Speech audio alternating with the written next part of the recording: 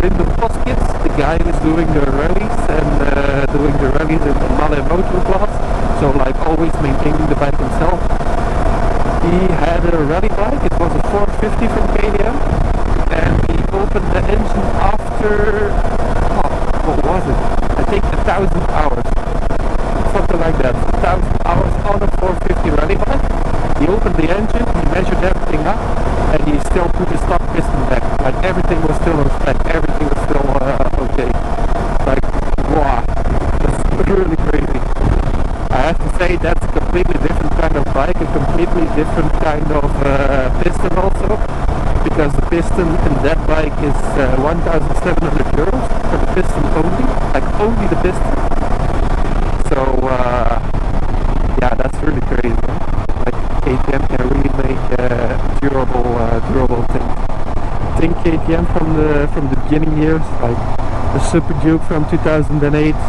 That's maybe not the wisest choice to go for, but yeah, the recent things that I make, I didn't really hear too much issues with it.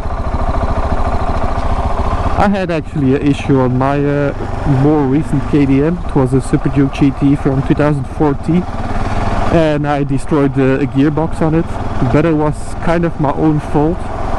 So yeah, there you cannot blame KTM for that. Then you can only blame, or then you can only highlight the nice points about the KTM, because working on it was really easy. It was the first gearbox revision that I was going to do myself, like the first time opening up a 4-stroke engine completely and rebuilding it and putting it back together, because I didn't need to rebuild anything piston wise or bearing wise. Everything was in spec, everything looked like perfectly, so it was not a rebuild. But yeah, because it's the gearbox, you need to take the whole engine apart, so everything was out.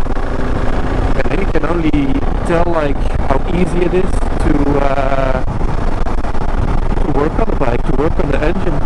I needed to buy a few special tools, like a few special KTM tools, to remove the flywheel and to pull off some bearings or some things. But in total, the special toolings to put or to take the engine completely apart was maybe 300 euros, $300, something like that. So that's not a lot, and you can open a KTM engine. Like most of the tools that I bought, they are compatible on all the KTM engines, because they use a lot of the same tools, which is super nice. So that really gave me some confidence in KTM. So definitely KTM or Husqvarna or Gas, it's all the same. It's definitely on the list for the next bikes that I will buy. Really satisfied with the brand. Also to buy spare parts or spare tools is so easy.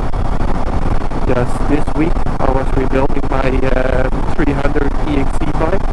It's a two-stroke enduro bike, and I'm going to rebuild it as a supermoto. So I needed to get like a lot of O-rings and gaskets, because the engine was leaking a little bit. It was also leaking a bit to the sides of the power valve, so I rebuilt the complete power valve, or rebuilt, yeah, just a few O-rings, but I changed everything because it's hard to see where it is leaking from. So replaced all the O-rings in that, replaced most of the gaskets from the engine and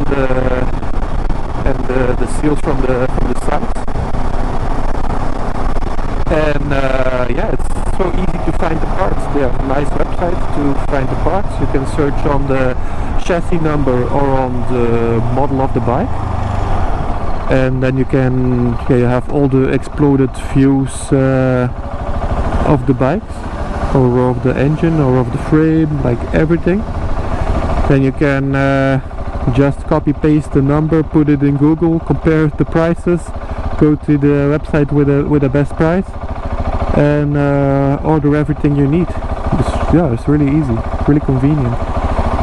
Worked on different bikes before, and then it's sometimes pretty hard to still find parts.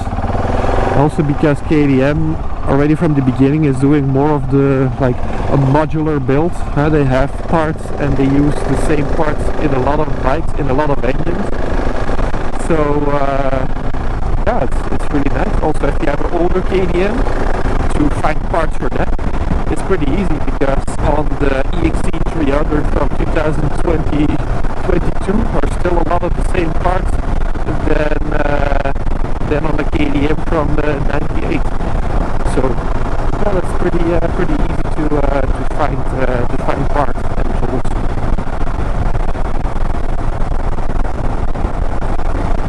So yeah, satisfied with the KTM brand.